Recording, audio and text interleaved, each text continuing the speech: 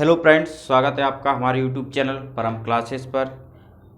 Friends, आपने पिछली video में देखा होगा फंडामेंटल राइट्स के हमने जो 5 फंडामेंटल राइट्स पढ़ लिए थे और छठवा भी हमने देखा था संपत्ति का अधिकार, जो आज वर्तमान में अभी संविधान में नहीं है, जिसका वर्णन संपत्ति के अधिकार को हटाकर एक कानूनी अधिकार बना दिया है।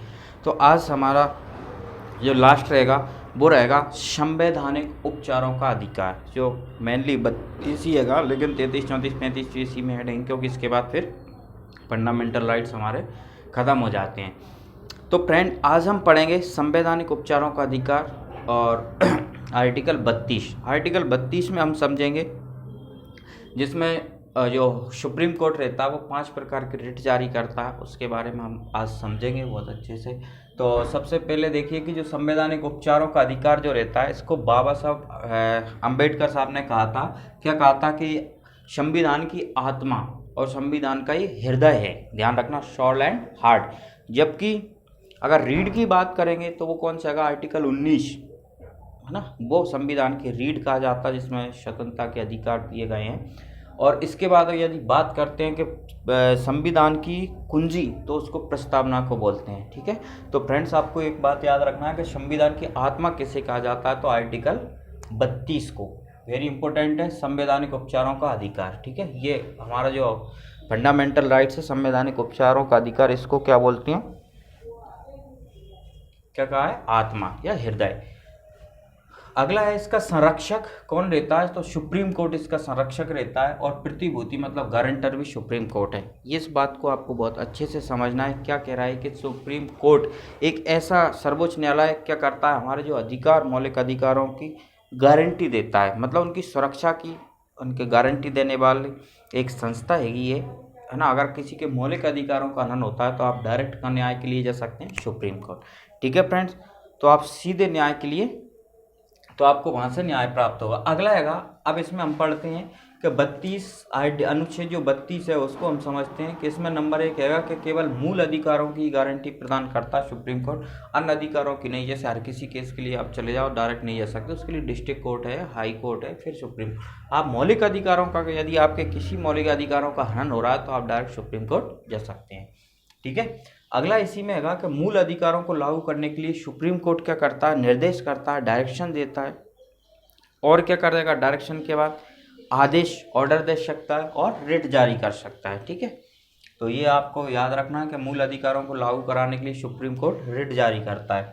अनुच्छेद 32 का 2 सुप्रीम कोर्ट, तथा अनुच्छेद 226 में, आर्टिकल 226 की बात करें तो हाई कोर्ट, मतलब आर्टिकल 32 के तहत सुप्रीम कोर्ट रिट जारी करता है, और 226 के तहत हाई कोर्ट, जो राज्यों में होता है हाई कोर्ट, है ना, रिट जारी करने का अधिकार देता है। क्लियर है। फिर हैगा, अब हम पढ़ते हैं कि सुप्रीम कोर्ट जो 5 तरीके की जो रिट जारी करता है ना, और हाई कोर्ट उसमें करता है 226 के तहत। तो मतलब ये सुप्रीम कोर्ट है, हाई कोर्ट, दोनों की हम बात करें, जो 5 प्रकार की जो रिट जारी करते हैं उनको हम समझते हैं। ठीक है, तो जो 5 प्रकार की अपन कह सकते, सुप्रीम कोर्ट और हाई कोर्ट भी आप कर सकते हैं, ये दोनों ही करते हैं ना। तो 5 प्रकार की रिट जारी करता है, तो हम 5 प्रकार की रिट जो कौन कौन सी रहती हैं बहुत इंपॉर्टेंट है। मैं एक ट्रिक भी बता दूंगा जिससे आपको पूरी याद भी हो जाएंगी जल्दी। ठीक है फ्रेंड, तो हम समझते हैं हैबियस। पहली जो 5 में से जो फर्स्ट वाली है वो है हैबियस कॉर्पस। ठीक है, हैबियस कॉर्पस का ये क्या है, हैबियस कॉर्पस, आपको थोड़ा समझने में प्रॉब्लम आ रही है, हैबियस कॉर्पस की कैसी भाषा, तो ये लैटिन भाषा का शब्द है हैबियस कॉर्पस। ठीक है, इसका मतलब क्या होता है, टू हैव द बॉडी, है ना, मतलब बंदी, या अपन कह सकते हैं इसका बंदी प्रत्यक्षीकरण। ठीक है, बंदी प्रत्यक्षीकरण, तो पहली जो रिट हैगी वो हैगी आपकी बंदी प्रत्यक्षीकरण। इसका मतलब क्या होता है, देखिए क्या होता है कि जैसे किसी व्यक्ति को, जैसे सामान्य किसी ने कोई अपराध था, है ना, देखिए प्रिवेंटिव डिटेंशन के अलावा निवारक निरोध जो अधिनियम वगैरह वाले, जैसे कोई पे मीज़ा लगा है ना, UAPA लगा है, या जैसे पहले टाडा और कोटा चलते थे उस टाइप के लगे हैं, तो वो उसमें तो बिना वारंट का आपको गिरफ्तार कर सकते हैं और 3 महीने तक रख सकते हैं, है ना, जैसे रासू का लगा देते हैं ऐसे। तो वो बात नहीं कर रहा है, जो सामान, जो नॉर्मल, जो अपनी लड़ाई झगड़े, मारपीट, चोरी चकारी, ये इस तरीके के जो घटनाएं रहती हैं, सामान्य अपन जिनको बोलते हैं, जो थाने में केस चलता, उसके तहत यदि आपको जैसे पुलिस वाले आए, वो गिरफ्तार करके ले गए, ठीक है, तो आपको गिरफ्तार पहले तो वारंट भी दिखाना पड़ता है कि इस वारंट के तहत आप गिरफ्तार कर रहे हैं। आपको अगर गिरफ्तार करके ले गए, कहाँ पे ले जाते हैं? थाना, क्योंकि हर एक व्यक्ति को हाँ तो कोर्ट में डायरेक्ट तो ले जा नहीं सकते, तो पहले आपको थाना ले जाया जाएगा। अब थाना ले जाने के बाद में आपको क्या करेंगे कि वहाँ पे देखिए 24 घंटे तक उनके पास अधिकार रहता है कि 24 घंटे तक आपको थाने में रखेंगे। अगर 24 घंटे से देखिए आने जाने का समय उसमें जुड़ता नहीं है, आने जाने का समय को छोड़कर आपको कितने 24 घंटे तक थाने में रख सकते हैं। और छुट्टी है तो फिर तो उसको छुट्टी को नहीं काउंट किया जाएगा। अब 24 घंटे के अंदर में आपको क्या करना पड़ेगा? आपके पास के जो मजिस्ट्रेट रहते हैं उनके सामने आपको पेश करना पड़ेगा। यदि ऐसा नहीं होता, क्या होता है कभी कभी पुलिस वाले किसी व्यक्ति को 4-4, 5-5 दिन तक रखे ही रहते हैं थाने में।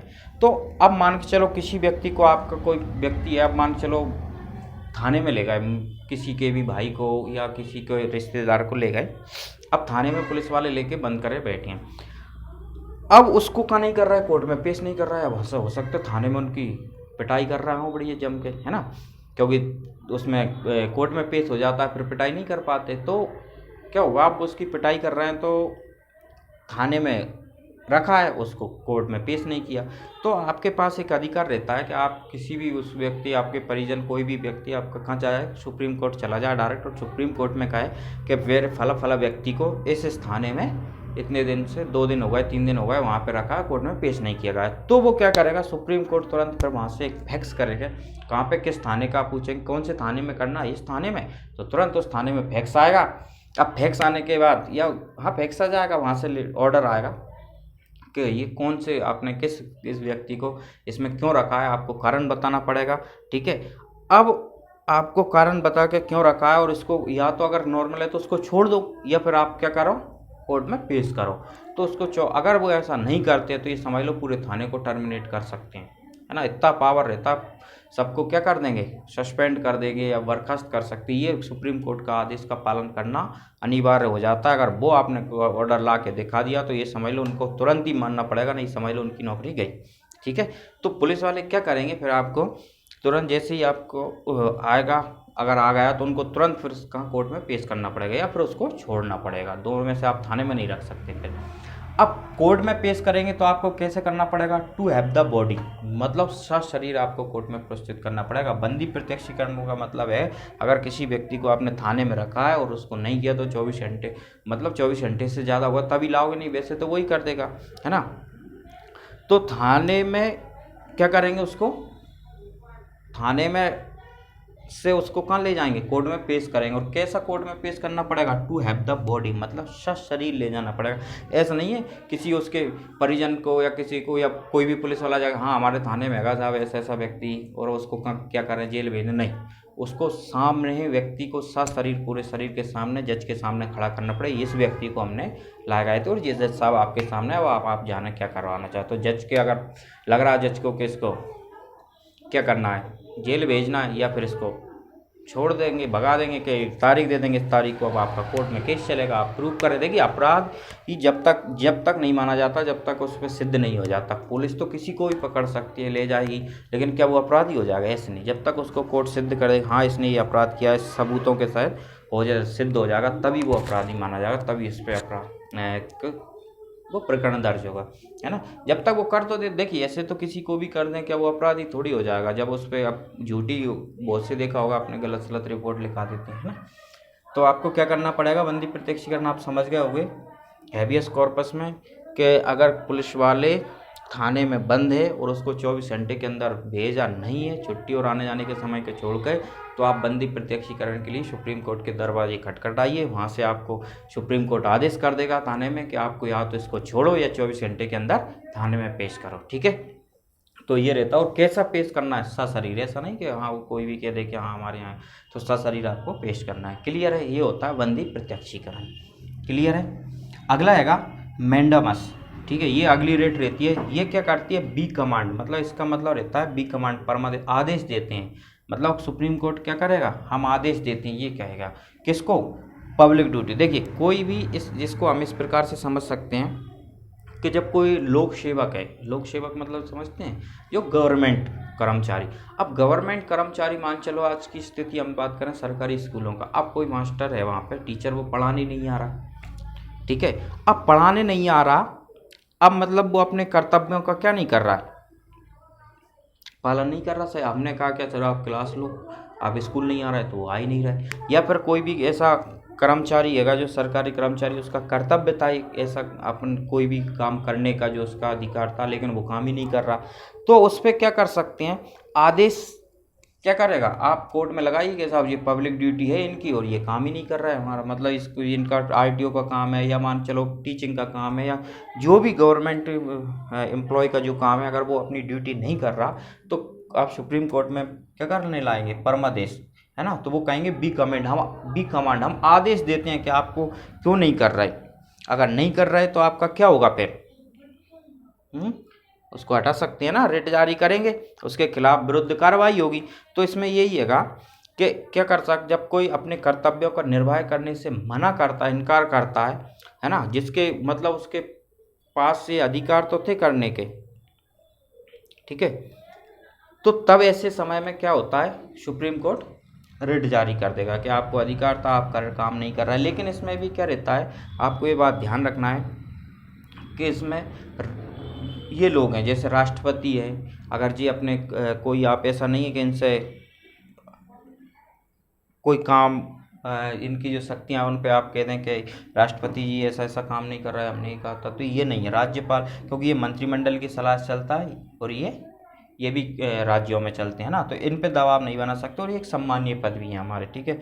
और जैसे प्राइवेट कंपनी हैगी या कोई प्राइवेट जैसे व्यक्तिगत हमारी जो कोचिंग है ना, तो इस पे आप नहीं कह सकते कि सर ऐसा हमें टाइम नहीं दे रहा है या फिर इस टाइम इनकी क्लास नहीं लग रहा है, ऐसा क्यों नहीं कर रहा है, इस पर आप नहीं कर सकते। ये तो गवर्नमेंट का काम है, गवर्नमेंट एम्प्लॉय जो भी हैं पब्लिक ड्यूटी वाले, वो अगर जैसे तहसीलदार का काम है और तहसीलदार काम नहीं कर रहा है, आपका मना कर रहा है या टालम टूल कर रहा है, उस पर ये आदेश ला सकते हो, उसके विरुद्ध पर कार्रवाई की जाएगी, ठीक है। तो आप याद रखना, राष्ट्रपति, राज्यपाल, प्राइवेट कोई कंपनी है या कोई व्यक्तिगत कोई पर्सनल व्यक्ति है ना, प्राइवेट व्यक्ति, तो उसके खिलाफ नहीं कर सकते। और एक रखना, सामान्य स्थिति में न्यायाधीश के खिलाफ में। अब न्यायाधीश वैसे काम नहीं कर रहा है वो बात अलग है, लेकिन आप सामान्य स्थिति में न्यायाधीश के विरुद्ध भी आप नहीं ला सकते, ठीक है, मतलब रिट जारी नहीं कर सकता सुप्रीम कोर्ट में, आप केस नहीं कर सकते, ठीक है। तो आप समझ गए वो दो प्रकार की रिट, एक पहली कौन सी, हैबियस कॉर्पस जो बंदी प्रत्यक्षीकरण, और दूसरी रहती है मैंडामस जिसको हम बोलते हैं परमादेश। इसमें क्या करना पड़ता है, टू हैव द बॉडी, मतलब सशरीर प्रस्तुत करना पड़ता है जैसे आपके सामने। और इसमें परमादेश मतलब अगर बी कमांड, इसमें जो उच्च लेवल का जो कोर्ट रहता है, ठीक है, मतलब जैसे सुप्रीम कोर्ट में लगा तो वो तो सुप्रीम कोर्ट क्या आदेश करेगा, जो पब्लिक ड्यूटी वाले हैं, मतलब केवल जो सरकारी कर्मचारी हैं उनके प्रति ये आदेश जारी कर देंगे कि भैया आप इनका काम क्यों नहीं कर रहे हैं, ठीक है। सो कोच नो, आप बताते हैं सो कोच क्या होता है, ठीक है, कारण बताओ, ठीक है, कारण बताओ नोटिस जारी हो जाता है ना, तो ऐसा नोटिस जारी कर सकते हैं या फिर वो भी जो भी उनकी कार्रवाई है वो करेंगे, क्लियर है। तो आप समझ गए होंगे परमादेश, बी कमांड, तो ये कौन सी हो गई आपकी, दो, है ना, दो तरीके के रेट हो गए, बाकी की तीन और मैं आपको नोट करा देता हूँ।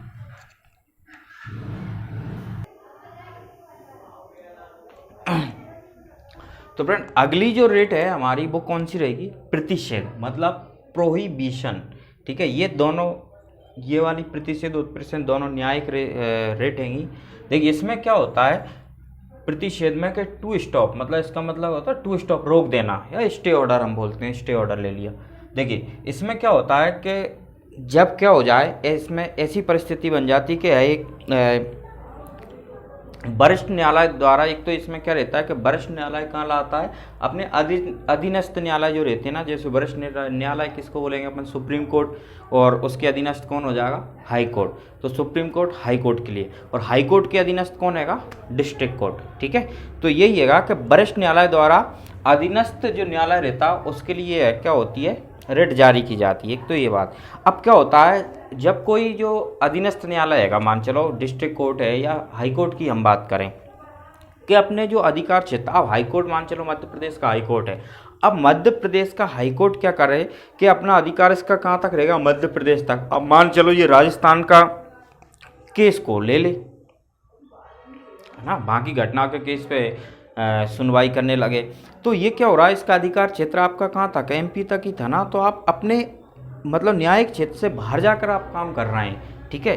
तो अगर ये न्यायिक क्षेत्र से बाहर जाकर कार्य करता है या प्राकृतिक जो कार्य करता है या प्राकृतिक न्याय के नियमों का उल्लंघन करता है, मतलब जो नियम जिस केस के लिए जिस तरीके के नियम बनाए गए थे उनका उल्लंघन कर दिया इसने, तो इसके लिए क्या करेगा कि जो इससे बड़ा जो कोर्ट है, मतलब मान चलो डिस्ट्रिक्ट कोर्ट ने ऐसा किया है, अपने नियमों का उल्लंघन किया है ना, तो इसके लिए कौन कर सकता है? हाई कोर्ट कर सकता है। अगर हाई कोर्ट करता है तो उसके लिए सुप्रीम कोर्ट कर सकता है। ठीक है, तो सुप्रीम कोर्ट तो वैसे ही सबसे बड़ा है, उसका कोई दिक्कत, वो पूरे भारत का केस ले सकता है। तो आप ये अच्छे से समझना है क्या, एक पहली बात तो क्या ये एक न्यायिक रेट हैगी, ये वाली प्रतिषेध है ना, न्यायिक रेट हैगी। दूसरी इसमें बात आपको याद रखना है कि वरिष्ठ न्यायालय अधीनस्थ न्यायालय को रेट जारी करता है।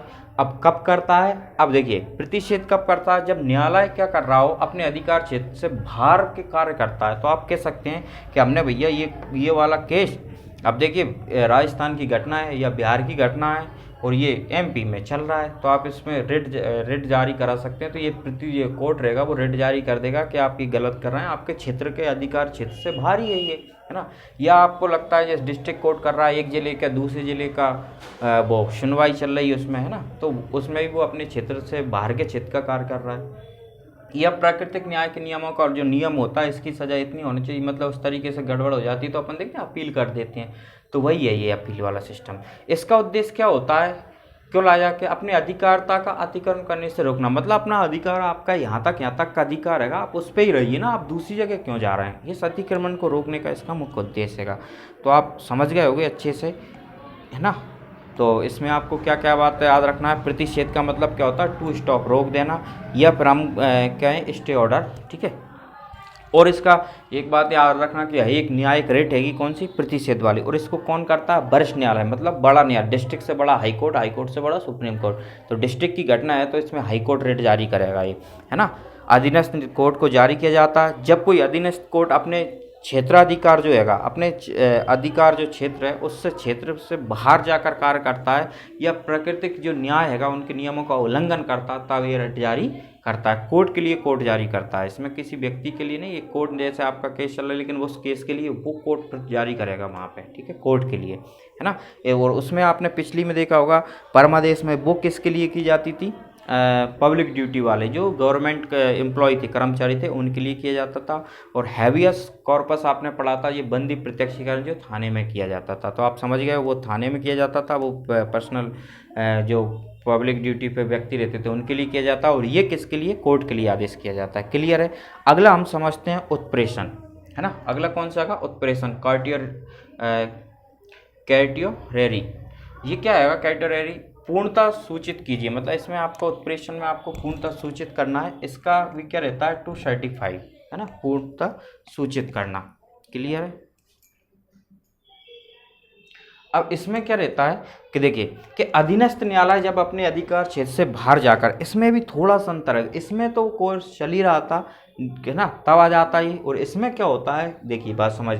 अब इसी का जैसा हैगा आपका न्यायालय के क्षेत्र, अपना जो न्यायालय का जो क्षेत्र था तो उसके क्षेत्र से बाहर जाकर निर्णय दिया हो, अपने अधिकार इस चीज़ का था ही नहीं और आपने उसका निर्णय दे दिया हो, तब इसमें क्या होता है, रेट जारी होता है। बात को समझना, इसमें तो केस चल ही रहा था और इसमें फैसला भी हो गया, ठीक है।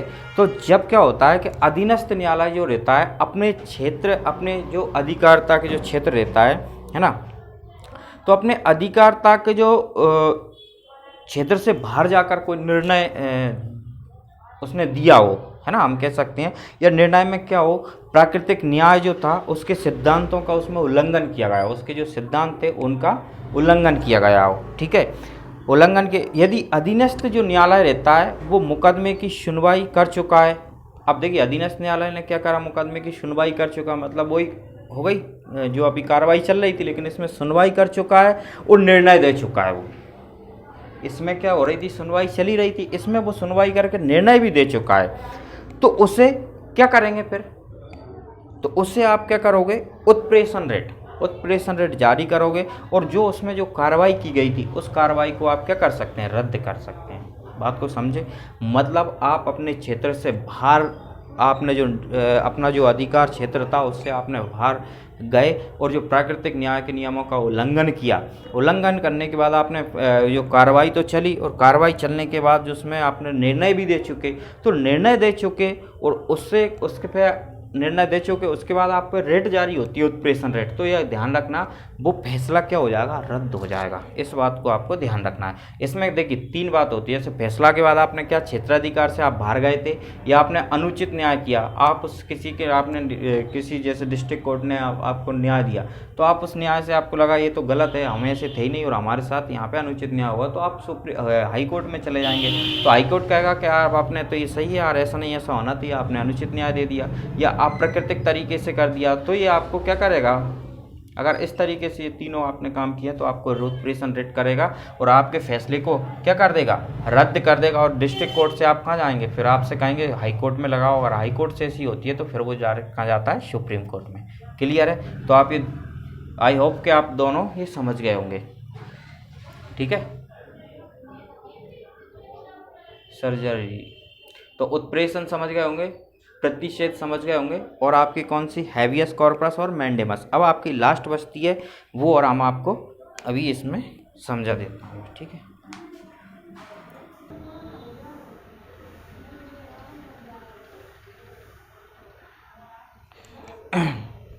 तो फ्रेंड्स अगला जो हमारी है अधिकार परीक्षा, जिसको हम बोलते हैं को वारंटो। क्या बोलते हैं, क्वा वारंटो। अब देखिए क्वा वारंटो क्या रहती है, तो आप अभी हमने 4 अच्छे से समझ ली, अब 5वीं है हमारी क्वा वारंटो। देखिए क्वा वारंटो का मतलब क्या होता है, अधिकार परीक्षा।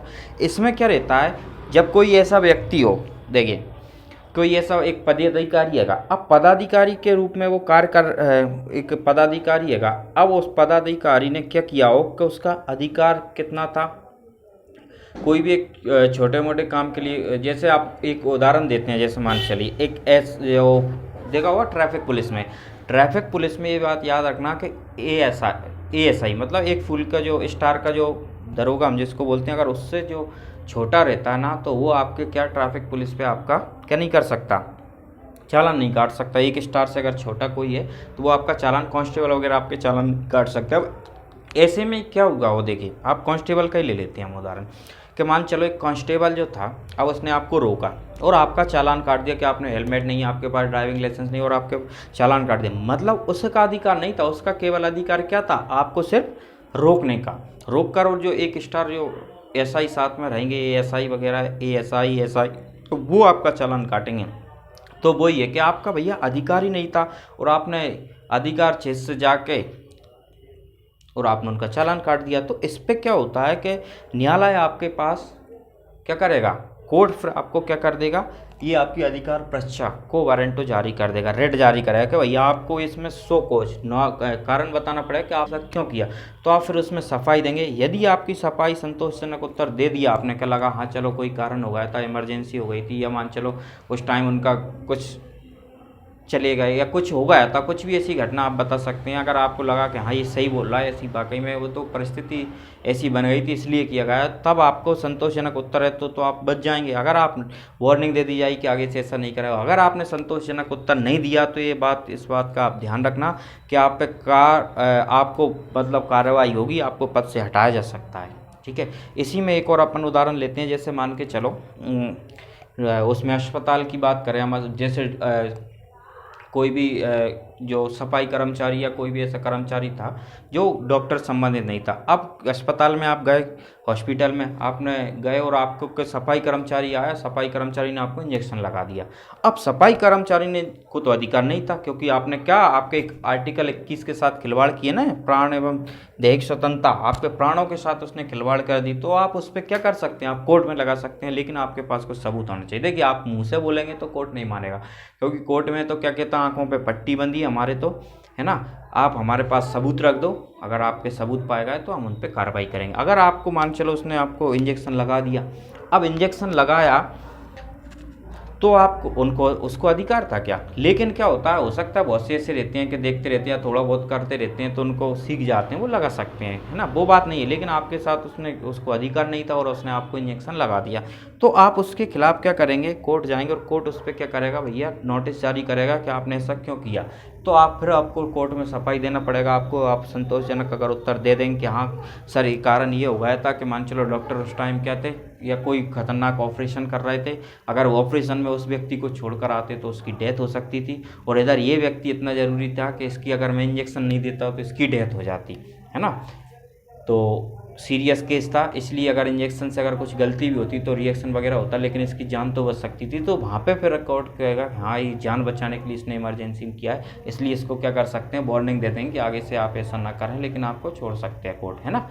तो ये रहता है, मतलब आपसे कारण पूछेंगे, अगर आपने उत्तर संतोषजनक उत्तर दे दिया ठीक है, नहीं देंगे तो फिर आप पे कार्रवाई होगी। तो आप समझ गए होंगे मतलब आपका अधिकार क्या था, आपने अधिकार से बढ़कर कोई काम कर दिया तो उस पर आपको कौन सी आती है, अधिकार को वारंटो आपको रिट निकालता है सुप्रीम कोर्ट, जो भी आपके, है ना, सुप्रीम कोर्ट में गए सुप्रीम कोर्ट, हाई कोर्ट में तो हाई कोर्ट निकालेगा। ठीक है, तो आप समझ गए होंगे आप इसको अच्छे से। तो अभी आपने समझे 5 प्रकार की जो हमने पढ़ी कौन कौन जो रेट हैं, मैं आपको एक बार एक ट्रिक के माध्यम से आपको याद करवा देता हूँ। ठीक है, एक ट्रिक है इसकी, आपको 5 याद हो जाएंगे, 5 को मैं एक बार और समझा दूंगा कि जैसे बंदी, एक सेकेंड यार प्रॉब्लम, बंदी, पति, परमेश्वर, उसका अधिकार। देखिए एक ट्रिक है ये, इस ट्रिक के माध्यम से आपको बहुत जल्दी, मैं ऐसा आशा करता हूँ कि आपको बहुत जल्दी हो जाएगी। तो बंदी से आप कर सकते हैं, कौन सी है आपकी है, बंदी प्रत्यक्षीकरण, पढ़ा था, बंदी प्रत्यक्षीकरण। दूसरा आपका फिर कौन सी आ जाएगी, आपकी बंदी प्रत्यक्षीकरण हो जाएगी, और एक और आपकी पति से आप कर सकते हैं, कौन सी, प्रतिषेध, है ना। तो प्रतिषेध के कौन सी हो जाएगी, परमादेश, इससे क्या बन जाएगा आपका, परमादेश। फिर कितनी हो गई, बंदी प्रत्यक्षीकरण, है ना, और प्रतिषेध, परमादेश, और आपकी क्या हो जाएगा, उसका से आप कौन सी कर सकते हो, उसका से हो जाएगी उत्प्रेषण, अभी नहीं, हाँ उत्प्रेषण, उत्प्रेषण। अब कौन सी हो गई आपकी बच्ची, अधिकार से आपकी कौन सी हो जाएगी, अधिकार रक्षा हो गई 5, 1 2 3 4 5, क्लियर। देखिए आपने एक ट्रिक के माध्यम से आप आसानी से याद कर सकते हैं, जिस तरीके से हमने मौलिक अधिकार को 6 प्रकार के अधिकार किए थे, समझ, सोधीय, संस्कृति के उपचार, इससे आपने 6 मौलिक अधिकार आप कभी नहीं भूलोगे कि 6 फंडामेंटल राइट्स जो हमें किसने दिए हैं, संविधान ने दिए। ऐसे ही आपको पास याद रखोगे, आपके 5 प्रकार की कोर्ट के पास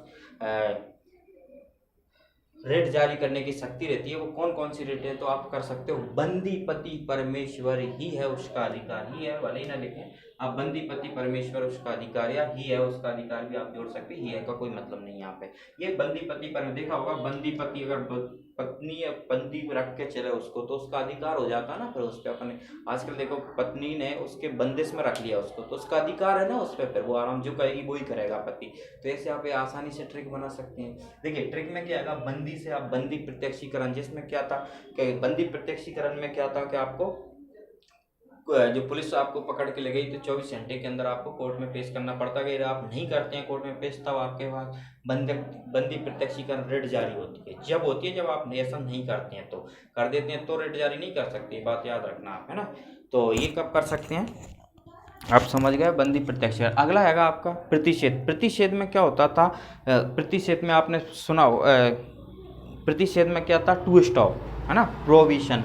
तो इसमें प्रतिषेध में आपको क्या बताया था कि अगर मान चलो कोई अपने अधिकारता के क्षेत्र से मतलब वो अतिक्रमण ना करे, जिससे अधिकार क्षेत्र से बाहर जाकर अगर कोई काम करता है तो उसके लिए था ना कि ताकि वो उसका क्षेत्र का अतिक्रमण ना करे, नहीं पता चले आपका अधिकार यहाँ तक है आप दूसरे वहाँ तक कर रहा है, तो उस पर स्टॉप कर देते हैं, है ना।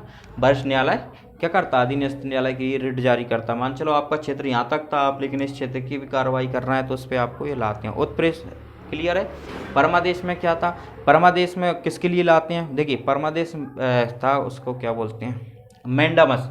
मेंडामस में क्या था, बी कमांड, मतलब आदेश देते हैं, मतलब जो कोर्ट जो था, जैसे पब्लिक ड्यूटी पे कोई रहता है गवर्नमेंट कर्मचारी, उसके लिए कि अगर मान चलो उसकी ड्यूटी है और वो काम नहीं कर रहा आपका, तो उसके लिए परमादेश होता है कि भैया आपने इनका काम क्यों नहीं करा, ठीक है, तो उस पर कार्रवाई हो जाएगी। इसके लिए आप देखिए गवर्नमेंट स्कूल में आप शिकायत ही नहीं करते। अब आपको पता ही नहीं था कि ऐसा भी हो सकता है, आप गए और आपका अधिकार था कि ये काम इसको, इस व्यक्ति को ये काम करना थी, लेकिन इस व्यक्ति आपका ये काम नहीं कर रहा, तो आप उस पर रिट जारी करा दीजिए ना कि ये काम नहीं कर रहा। स्कूल का टीचर है जो आता ही नहीं है पढ़ाने, देखा हो गवर्नमेंट स्कूल में इतनी बेकार स्थिति है, लेकिन कोई गांव का शिकायत ही नहीं करता। आप शिकायत करें, आपका स्कूल लगता है आपका प्रिंसिपल स्कूल में नहीं आ रहा, आपका टीचर जो पढ़ाने आता है वो पढ़ा नहीं रहा, तो आप उसको शिकायत करेंगे तो कोर्ट उस पर क्या करेगा, परमादेश करेगा कि आप अपने क्या नहीं कर रहा है, जो आपके अधिकार है उनको, जो आपके कर्तव्य है उनका सही से कर्तव्य का पालन नहीं कर रहा है, तो उस पर आपको कोर्ट आदेश देगा, है ना। इस पे पब्लिक प्राइवेट व्यक्ति या फिर राष्ट्रपति राज्यपाल पे ये नहीं कर सकते जारी। अगला है उत्प्रेषण। उत्प्रेषण में आप समझ गए, जैसे अधीनस्थ न्यायालय के लिए करता है कौन सा, वरिष्ठ न्यायालय, कि अधीनस्थ न्यायालय ने अपने क्षेत्र से बाहर जाकर कोई फैसला दे दिया, निर्णय दे चुका है वो, अब निर्णय दे चुका है तो उस पर क्या करेंगे आप, वो रेट जारी करेंगे, उत्प्रेषण रेट, और रेट जारी करने के बाद उसको फैसले को रद्द कर दिया जाएगा। क्लियर है। अगला है अधिकार परीक्षा। को वारंटों में क्या होता है, जब कोई पदाधिकारी ऐसा, उसका अधिकार मान के चलो उसको सिर्फ गाड़ी रोकना था और उसने चालान काट दिया, तो उस पर कौन सी को वारंटो जारी की जाएगी। को वारंटो रेट जारी करेंगे, उससे पूछेंगे तुमने ऐसा क्यों किया, अगर उसने संतोषजनक आंसर दे दिया तो उसको क्या हो जाएगा, छोड़ दिया, नहीं अन्यथा उसका पद से उसको हटा दिया जाएगा। तो आप आसानी से समझ गए होंगे, पांचों बहुत अच्छी से मैंने समझाई। अगर इसमें भी कुछ आपको ऐसा लगे डाउट है तो आप कमेंट करके हमें बिल्कुल आपकी समस्या बता सकते हैं। तो ये हमने 5 प्रकार की रेट पढ़ ली, और कौन करता है, सुप्रीम कोर्ट और हाई कोर्ट भी कर सकता है। हाई कोर्ट 226 के तहत करता है, जबकि सुप्रीम कोर्ट आर्टिकल 32 के तहत करता है। क्लियर है। अब हम इसके थोड़े से जो 33, 34, 35 आर्टिकल को और समझ के इसको ख़त्म करते हैं। अब देखिए फ्रेंड्स कि हम आर्टिकल 32 अपना कंप्लीट हो गया, 33 को हम पढ़ते हैं। 33 में क्या है कि संसद को यह शक्ति प्रदान करता है कि भाई प्रतिरक्षा, मतलब सेना, जो हमारे गुप्तचर होते हैं, इंटेलिजेंस देखे होंगे आपने, CBI, रॉ वगैरह, है ना, राजदूत हैं जो विदेशों में जाते हैं, हालांकि अपने यहाँ उच्चायुक्त बोलते हैं उनको, है ना, और मीडिया आदि को मूल अधिकारों की विधि बनाकर निर्बंधन आरोपित किया जा सकता है। मतलब मूल अधिकारों की विधि बनाकर उन पर निर्बंधन आरोपित कर सकते हैं। मतलब इसका ये है कि आपको सेना को कुछ नियम रहे कि सेना ऐसा नहीं है कि अपने जैसे जो मौलिक अधिकार हैं उन पे अपन ने तो स्वतंत्रता की आज़ादी है, स्वतंत्रता है हमें तो बोलने की, हम कुछ भी बोल सकते हैं, कहीं भी सभा कर रहे हैं, है ना, तो ये सब। लेकिन सेना ऐसा नहीं है। सेना ऐसा नहीं है कि सेना को जाके वहीं पे बॉर्डर पे बैठ के कुछ भी बोल रही, कुछ भी कर रहे हैं, ना कि आप गुप्तचर हैं, और आप पता चला मीडिया में जाके बता रहे हैं कि मैंने ऐसा किया, पाकिस्तान में गुप्तचर था, ये कर रहा था, मैं वो कर रहा था। ऐसी हर चीज़ें मतलब इनको सीक्रेट रखी जाती हैं वो देश की सुरक्षा के लिए, ठीक है। तो इन पे ये क्या लगाया जाता है, मतलब आप पे ऐसा आपके मूल अधिकारों को कम करना है, इस बात पे आपको रोका जा रहा है कि आप ऐसा नहीं कर सकते, है ना। तो ना ही राजदूत या मीडिया को भी देखा होगा, हर जगह कुछ जगह ऐसा रोक दिया जाता है कि मीडिया भी, दूरसंचार वगैरह जो है, तो वो आपको मतलब ऐसी चीज़ें नहीं बताएं जो देश के लिए खतरा बन जाए, ठीक है। तो इनकी बातों को सीक्रेट रखा जाता है, मतलब ये सब जो चीज़ें, इनकी बातों को, तीनों की बातों को क्या होगा, सीक्रेट रखा जाएगा, उनको आप उजागर ना, मीडिया भी इनकी बातों को उजागर नहीं कर सकती, ठीक है। ये रहता है, देखा होगा कभी कभी मीडिया पर लग जाता है कि आप उस क्षेत्र की ये चीज़ें नहीं दिखाओगे, है ना। तो ये है संसद को शक्ति देता है कि आप कर सकते हैं कि आपको इनको ये अधिकार कि आप ऐसा नहीं करेंगे, इनके लिए नियम बना सकती है संसद। क्लियर है। अब भैया जब इनके लिए अधिकार दिए हैं, इनके अधिकार किए हैं कम, तो इनको एक ताकत भी देंगे कि ये भी अपने, इनका पावर भी कहीं चलेगा जहाँ दूसरों के अधिकार कम हो जाएंगे। तो देखिए क्या होता है, अगले ही आर्टिकल में दे दिया कि जब किसी क्षेत्र में सेना विधि, मतलब मार्शियल लॉ लागू हो, मार्शियल लॉ होता है सेना विधि, है ना। तो सेना विधि मतलब मार्शियल लॉ लागू होने पर मूल अधिकारों का सीमित होना। अब मान के चलिए, देखा होगा आपने, जो बॉर्डर पे जो अपने राज्य रहते हैं, जैसे आपका मणिपुर है, नागालैंड है ना, आपका अरुणाचल प्रदेश हैगा, और असम वगैरह में भी देखा होगा, असम है, जो इस तरीके के बॉर्डर या मान के चलो जम्मू कश्मीर था तो यहाँ पे अफस्पा एक कानून था जो मार्शल लॉ के अंतर्गत ही आता। तो ऐसे जो सैन्य कानून लगाए जाते हैं तो उसमें आपके क्या होते हैं अधिकारों को, जैसे इस क्षेत्र पे लगा है मार्शल लॉ, तो इसमें आपके जैसे इस क्षेत्र के जो लोग होंगे ना, यहाँ पे लगा है अरुणाचल प्रदेश में लग जाता है, तो इस क्षेत्र में आपको क्या रहेगा, फिर आपके मौलिक अधिकार जो आपके पूर्ण जो मौलिक अधिकार हैं उनको आपको रोका जा सकता है, उनको सीमित करा जा सकता है। मतलब आप पे वहाँ पे फिर इनका नियम चलेगा जी, आपको बिना वारंट के आपको पकड़ सकते हैं, आपकी तलाशी ले सकते हैं, आपके घर में घुस सकते हैं। ठीक है, तो ये रहता है। यहाँ आप नहीं कहोगे कि हमारे मौलिक अधिकारों का हनन हो रहा है। और इसमें क्या कर सकता है, किसी को गिरफ्तार कर सकते हैं, और आपको हर ऐसा घूमने की भी आज़ादी नहीं है, इसमें जाके आपको घूमने को रोक सकते हैं। तो ये होते हैं मतलब अपने मौलिक अधिकारों, जे हमारे मौलिक अधिकारों को सीमित करता है। इस क्षेत्र में मार्शल लॉ में जो हमारे मौलिक अधिकार थे उनको कुछ को कम कर दिया जाता। आप मतलब यहाँ पे रह के ऐसा नहीं आप जाके देखे और वहाँ पे आके कुछ बोल रहा है, मतलब वहाँ पे आपको क्षेत्र में इसलिए जाने नहीं दिया जाएगा, आपको बिना वारंट के गिरफ्तार कर सकते हैं, तमाम कई बातें रहती हैं इसमें। तो यहाँ पे हमारे मौलिक अधिकारों को सीमित करता है, यहाँ इनके मौलिक अधिकारों को, मतलब इनको ऐसा नहीं अपने जैसा हर चीज़ें बोलें करें, इनके हिसाब किताब से रहना पड़ेगा। यहाँ पे हमें हमारे हिसाब किताब मतलब इनके अंडर रहना पड़ेगा। ठीक है, तो आप समझ गए हुए दोनों को अच्छे से। 33 और 34 में मार्शल लॉ क्वेश्चन पूछ सकता है कौन सा, तो आर्टिकल आप 34 बताओ। इसमें क्या होता है, हमारे मौलिक अधिकारों को सीमित कर दिए जाते हैं। 35 क्या है कि संसद क्या कर सकती है मौलिक अधिकारों में, जैसे मान लो संशोधन की बात करता है, इसमें आपको शक्तिशाली बनाने के लिए आपको कानून बना सकते हैं कि आपके मौलिक अधिकार और बढ़ें, शक्तिशाली और प्रभावशाली हों। मतलब भैया हमारा कुछ हमें हक नहीं मिल रहा तो और अच्छे से मिले वो हक। ठीक है, लेकिन आप इसमें मूल ढांचे को परिवर्तन नहीं कर सकते। मतलब अगर आपको चेंज करना है तो आप कैसा चेंज करोगे, पॉजिटिव, मतलब पॉजिटिव चेंज कर सकते हो, समझ गए।